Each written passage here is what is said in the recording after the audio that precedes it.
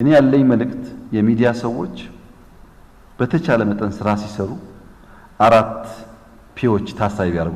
የሚጽፉም ሰዎች ጭምር የሚጽፉም የሚዲያም ሰዎች አንዳንድ ጽሁፍ ላይ እንደዚህ አይነት ችግር አለ። መጽሐፉን ከገጽ 1 እስከ 200 እናነበውና ምን ፈልገው እንደ ጻፉት የማይገቡ ጽሁፎች አሉ። እንደዛ እንዳይሆን የመጀመሪያው ፐርፐዝ ነው። ለምንድነው የምሰራው ይሄንን ዜና? ለምንድነው የምጽፈው ይሄንን ጽሁፍ ብሎ ፐርፐዝ መለየት ያስፈልጋል። ከኛ አንፃር ብሔራዊ ጥቅም ነው ዋናው ፐርፐዛችን። ብሔራዊ ጥቅም የአንድ ፓርቲ የአንድ መንግስት ጥቅም አይደለም፣ የልጆቻችን ጥቅም ማለት ነው። ፐርፐዝ ከሌለው አለመስራት ነው የሚሻለው ማንኛውም ነገር ቢሆን። ሁለተኛው ፐርስፔክቲቭ ነው። ያ ነገር የሚታይበት እይታ ሙሉ ካልሆነ ለኔ እንዲመቸኝ ላንቺ እንዲመችሽ ከሆነ የሚነገር ሙሉ እይታ ካልሆነ የተስተካከለ መረጃ አንሰጥም። ፐርፐዝ ቢኖረውም ፐርስፔክቲቭ በጣም ወሳኝ ነው። እይታችን የተሟላ መሆን አለበት ስለማንኛውም ጉዳይ ስናነሳ ማለት ነው።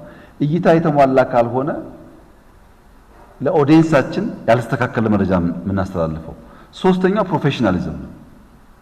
ሙያን በጣም ማክበር ያስፈልጋል። አራተኛው ፕሮክሲሚቲ ነው። ስለሚያወሩት ወሬ ቀርቦ ማወቅ አለባቸው። ስለ ሶማሌ ክልል ከሆነ ሶማሌ ክልል መሄድ ያስፈልጋል።